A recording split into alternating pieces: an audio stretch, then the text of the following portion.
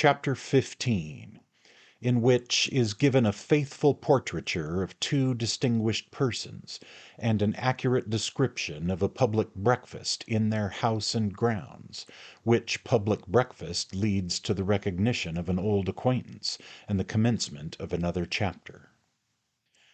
Mr. Pickwick's conscience had been somewhat reproaching him for his recent neglect of his friends at the Peacock, and he was just on the point of walking forth in quest of them on the third morning after the election had terminated, when his faithful valet put into his hand a card on which was engraved the following inscription: Mrs. Leo Hunter, The Den, Eatanswill. "Person's a-waitin'," said Sam, epigrammatically. "Does the person want me, Sam?" inquired Mr. Pickwick. "He wants you partickler, and no one else'll do, as the devil's private secretary said ven he vetched away Dr. Faustus," replied Mr. Weller. "He! Is it a gentleman?" said Mr. Pickwick. "A werry good imitation o' one if it ain't," replied Mr. Weller. "But this is a lady's card," said Mr. Pickwick. "Given me by a gemleman, hows'ever," replied Sam, "and he's a-waiting in the drawing-room. Said he'd rather wait all day than not see you."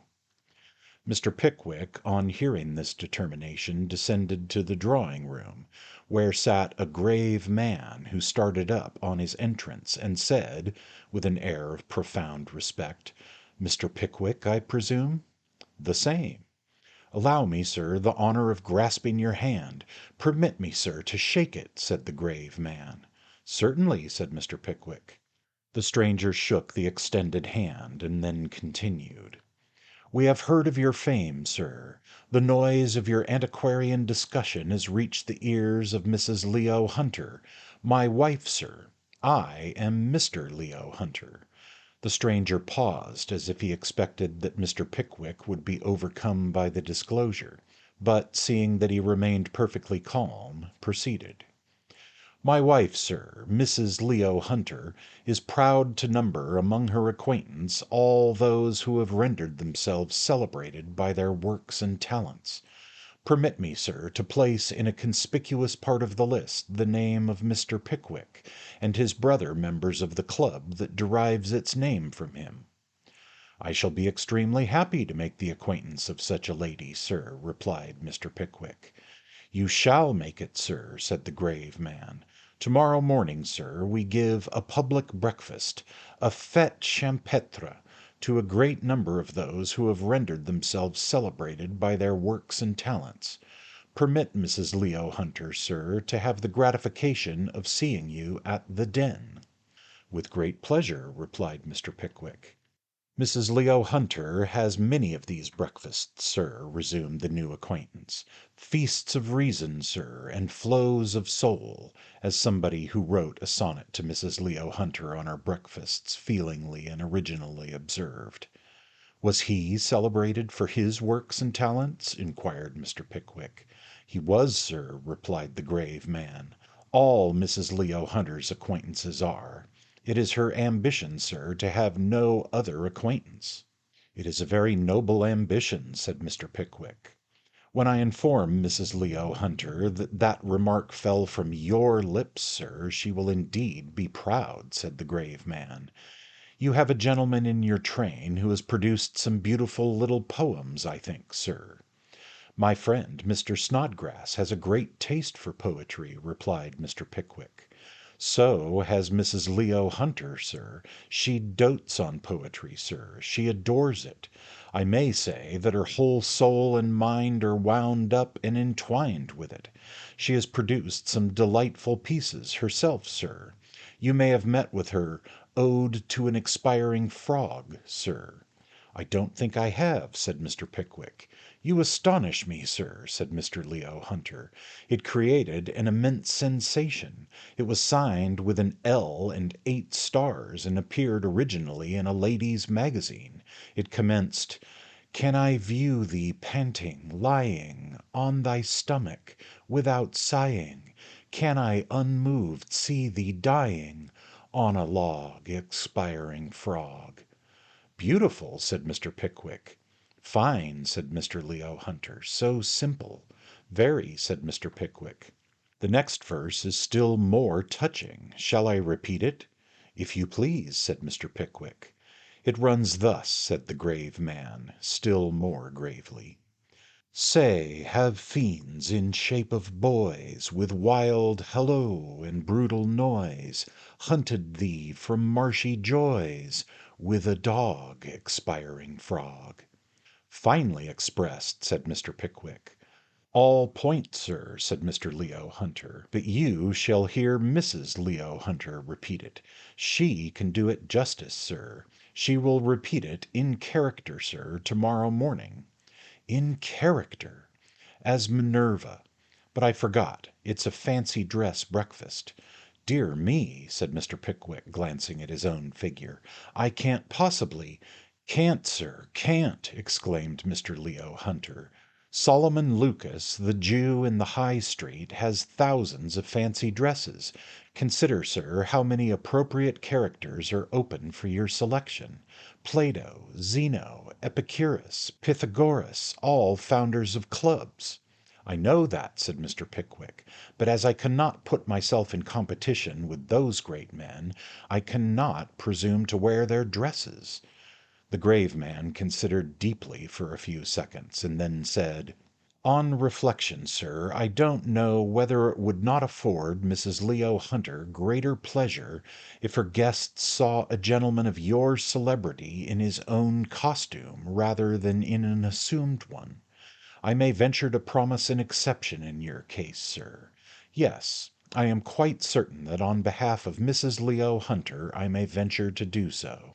In that case, said Mr. Pickwick, I shall have great pleasure in coming.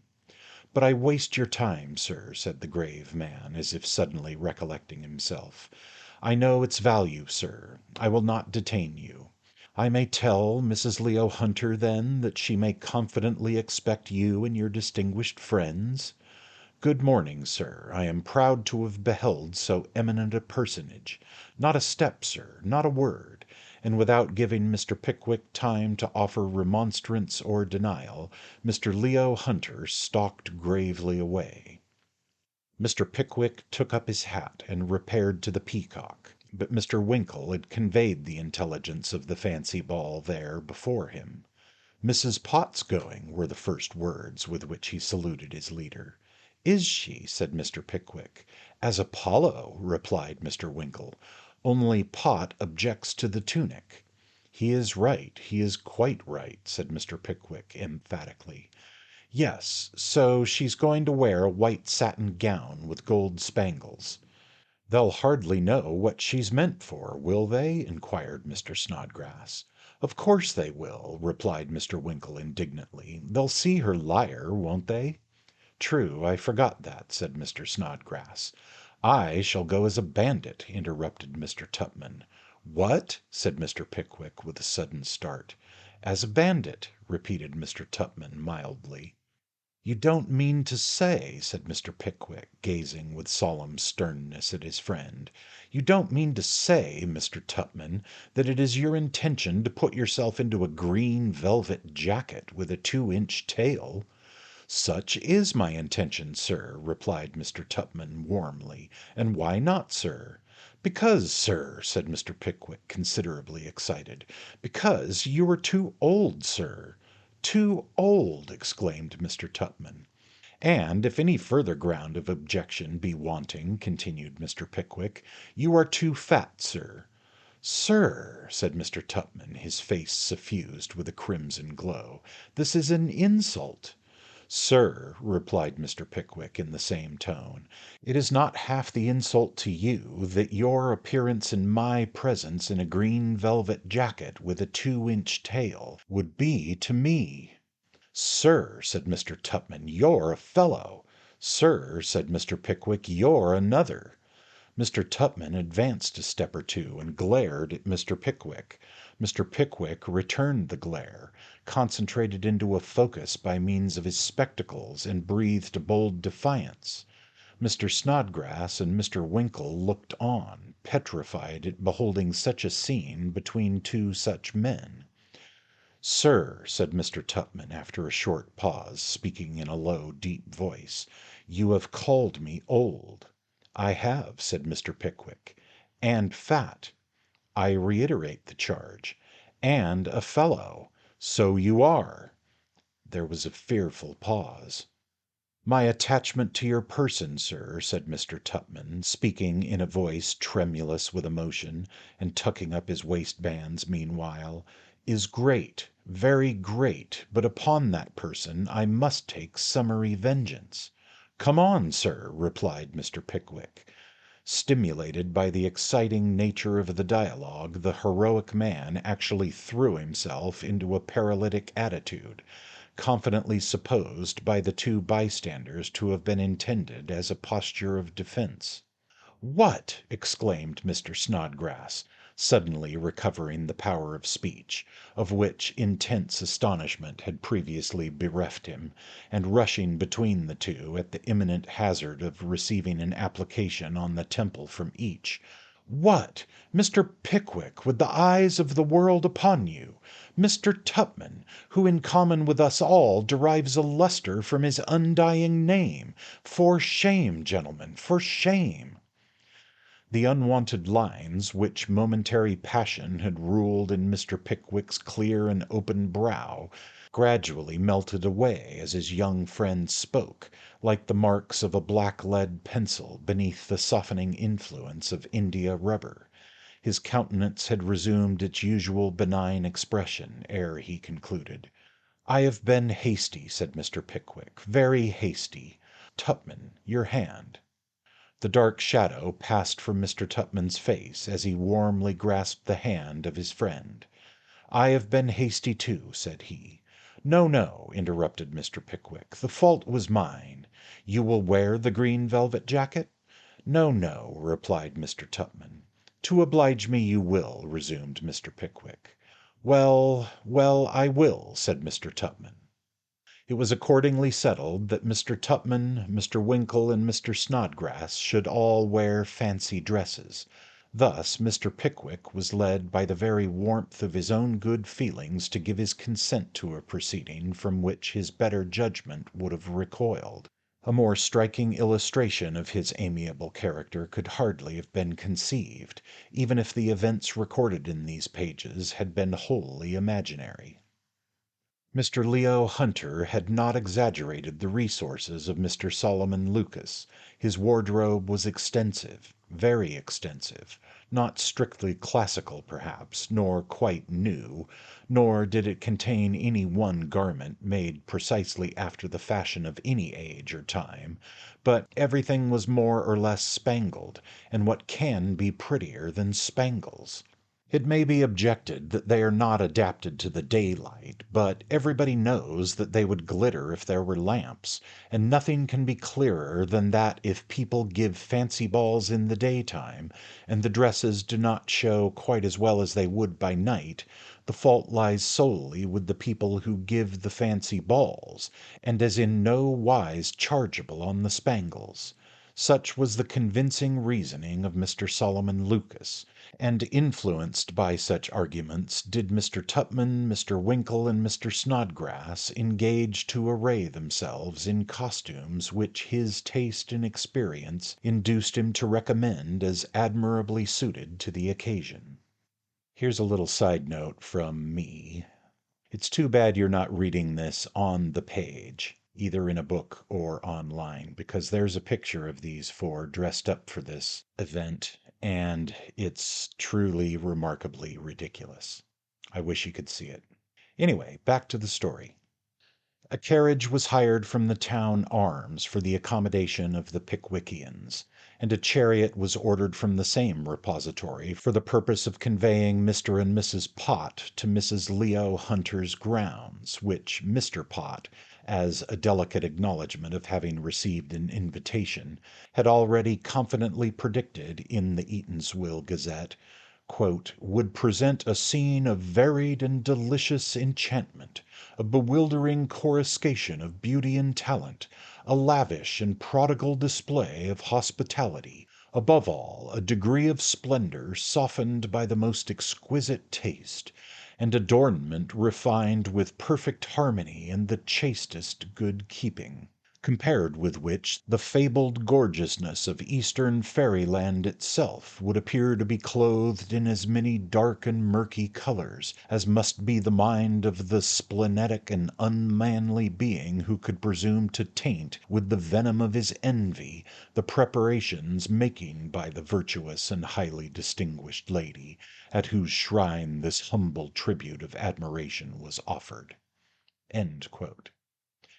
This last was a piece of biting sarcasm against the Independent, who, in consequence of not having been invited at all, had been through 4 numbers affecting to sneer at the whole affair in his very largest type, with all the adjectives in capital letters. The morning came.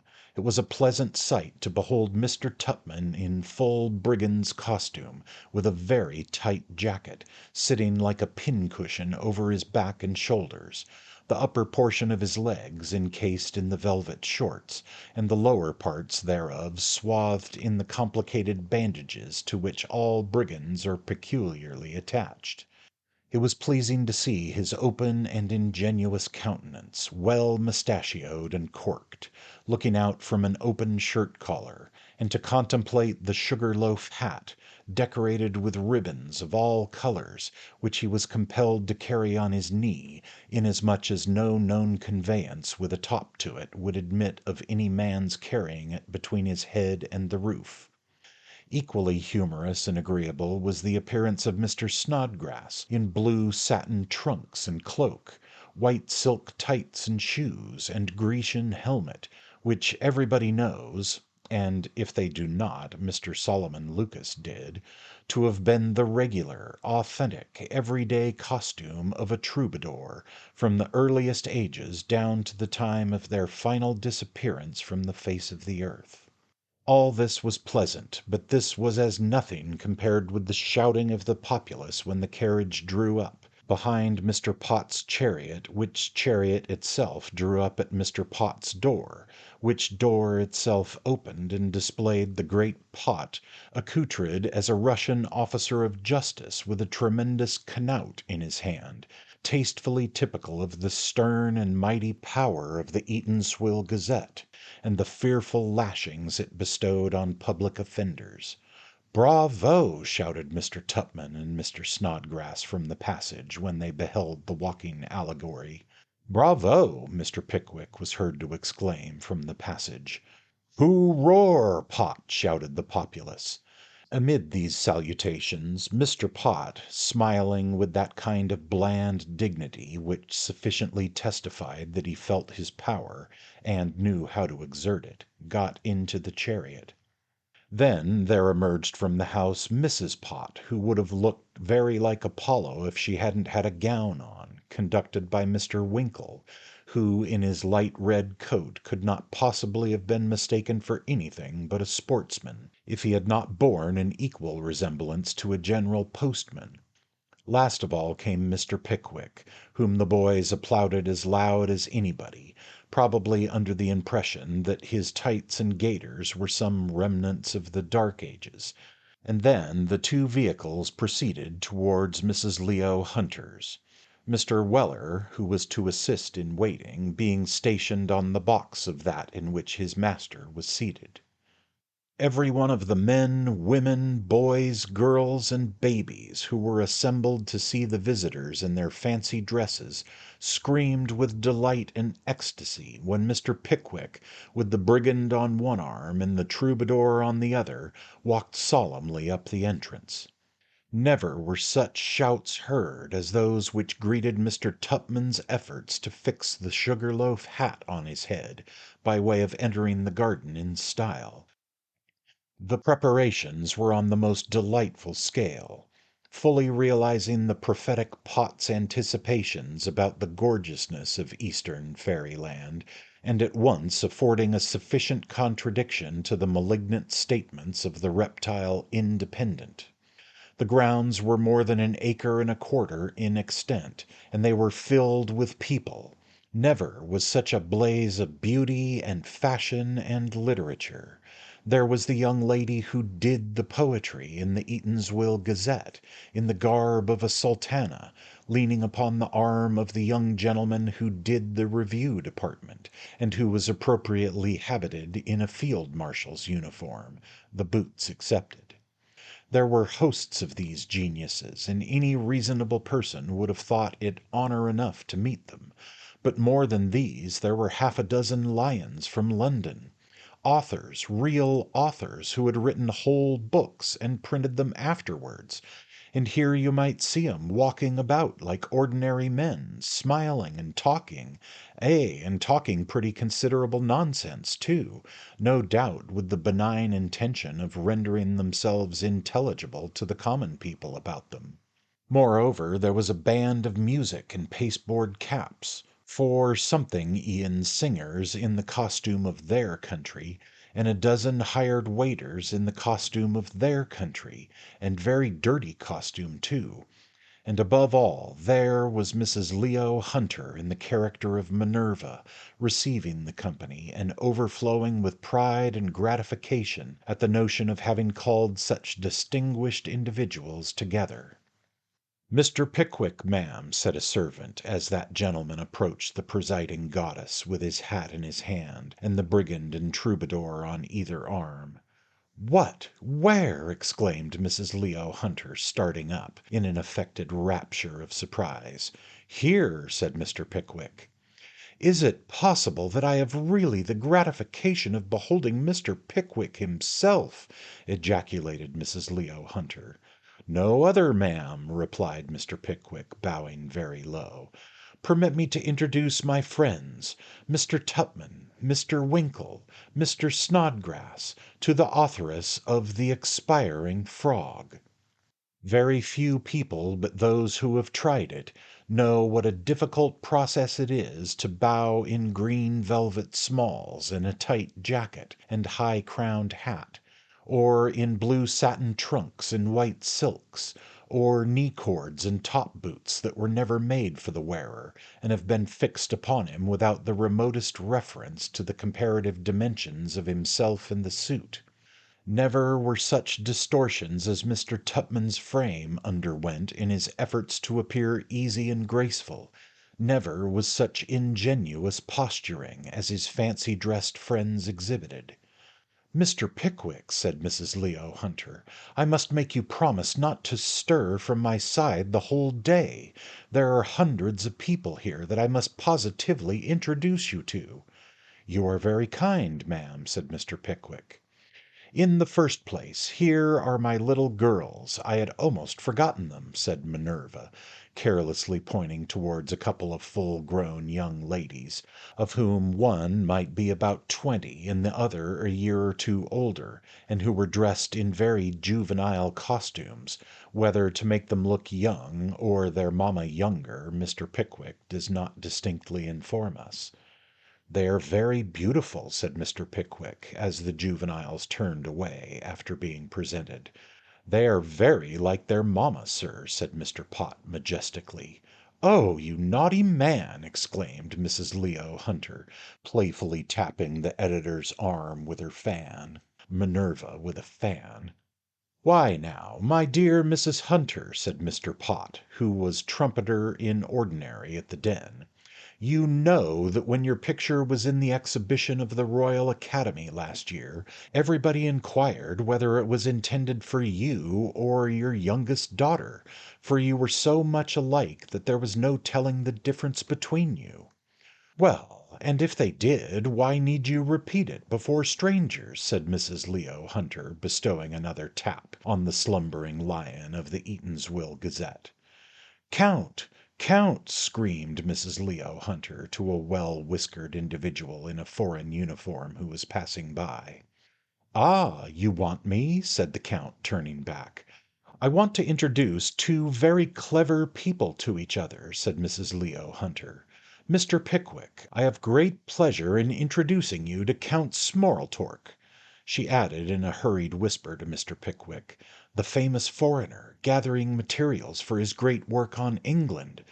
Count Smorltork, Mr. Pickwick."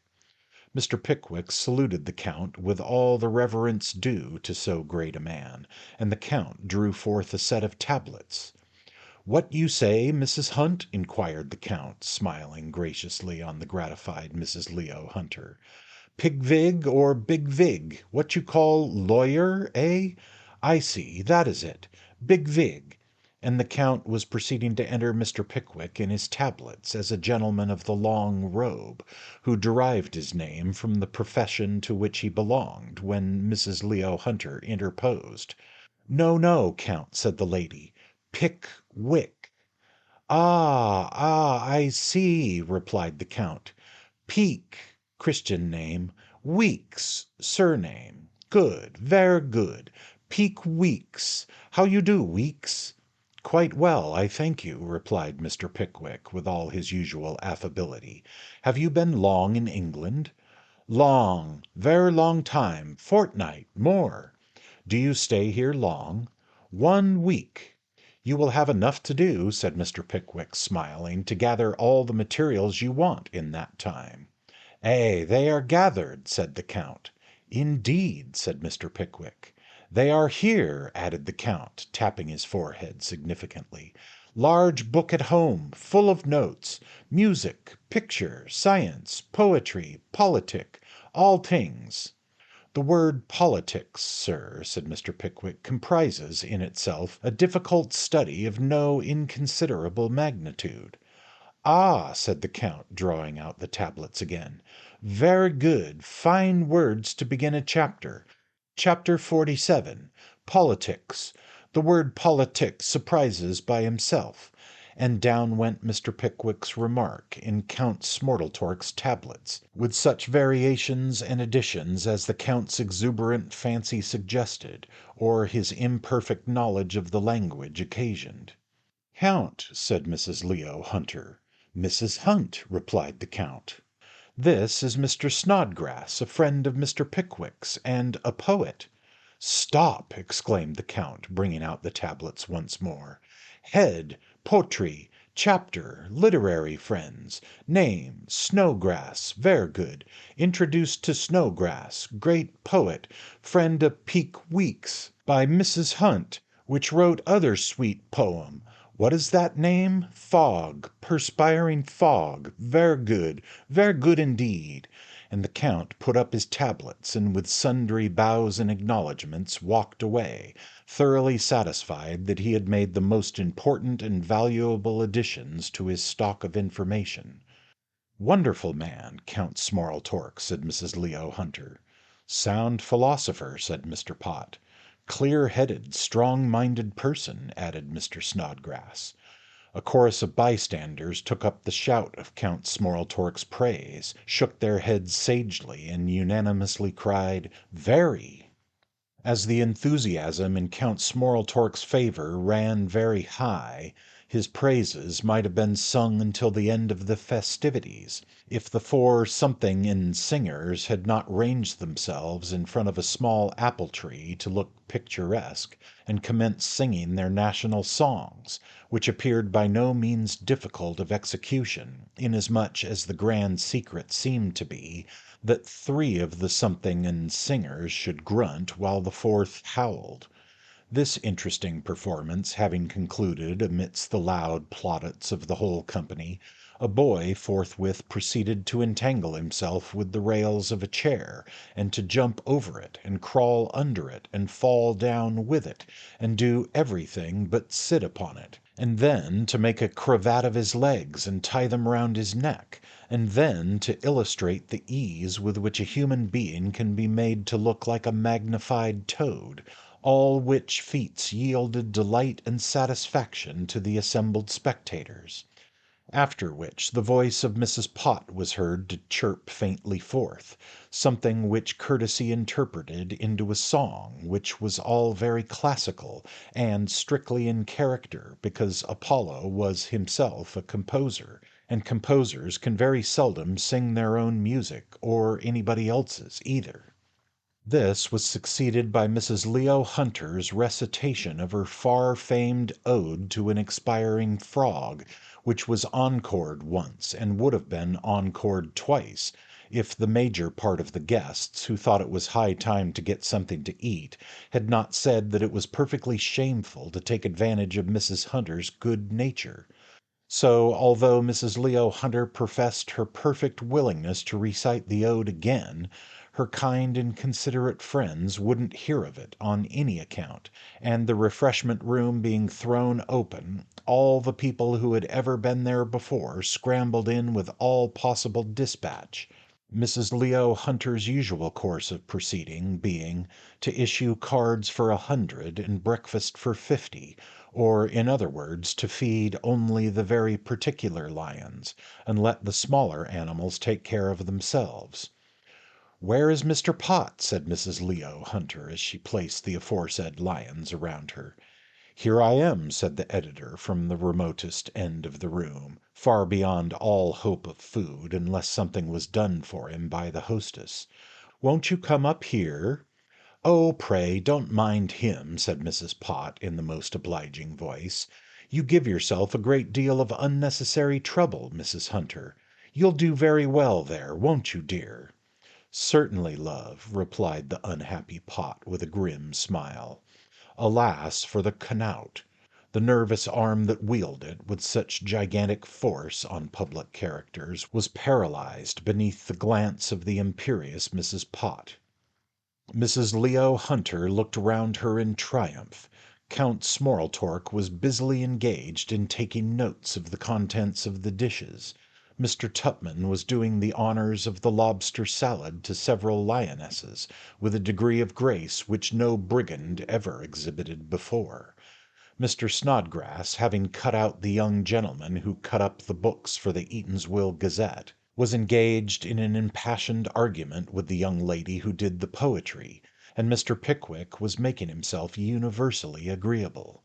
Nothing seemed wanting to render the select circle complete, when Mr. Leo Hunter, whose department on these occasions was to stand about in doorways and talk to the less important people, suddenly called out, "My dear, here's Mr. Charles Fitzmarshall." "Oh dear," said Mrs. Leo Hunter, "how anxiously I have been expecting him. Pray make room to let Mr. Fitzmarshall pass. Tell Mr. Fitzmarshall, my dear, to come up to me directly, to be scolded for coming so late."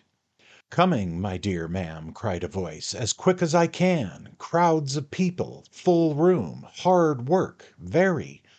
Mr. Pickwick's knife and fork fell from his hand. He stared across the table at Mr. Tupman, who had dropped his knife and fork, and was looking as if he were about to sink into the ground without further notice. "Ah!" cried the voice, as its owner pushed his way among the last 25 Turks, officers, cavaliers, and Charles II's that remained between him and the table. "Regular mangle, baker's patent, not a crease in my coat after all this squeezing. Might have got up my linen as I came along. Ha! Not a bad idea, that. Queer thing to have it mangled when it's upon one, though. Trying process, very."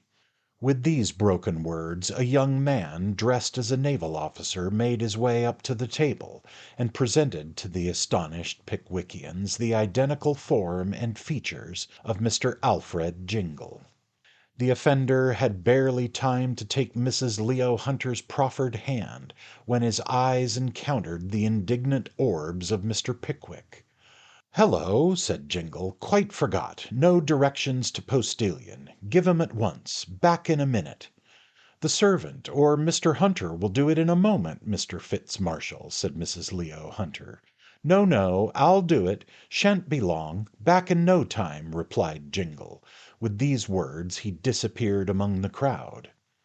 "Will you allow me to ask you, ma'am," said the excited Mr. Pickwick, rising from his seat, "who that young man is and where he resides?"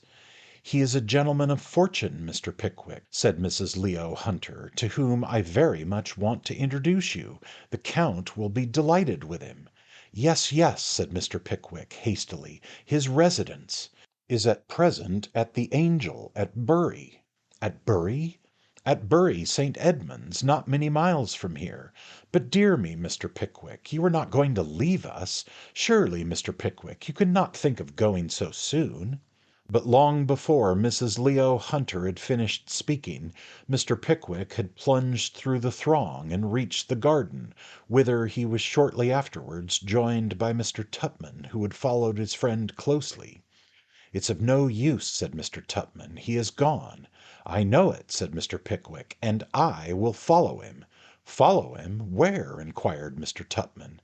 "To the Angel at Bury," replied Mr. Pickwick, speaking very quickly. "How do we know whom he is deceiving there? He deceived a worthy man once, and we were the innocent cause. He shall not do it again, if I can help it. I'll expose him. Sam! Where's my servant?" "Here you are, sir," said Mr. Weller, emerging from a sequestered spot, where he had been engaged in discussing a bottle of Madeira, which he had abstracted from the breakfast table an hour or two before. "Here's your servant, sir, proud of the title, as the living skellington said when they showed him." "Follow me instantly," said Mr. Pickwick. "Tupman, if I stay at Bury, you can join me there when I write. Till then, good-bye." Remonstrances were useless. Mr. Pickwick was roused, and his mind was made up.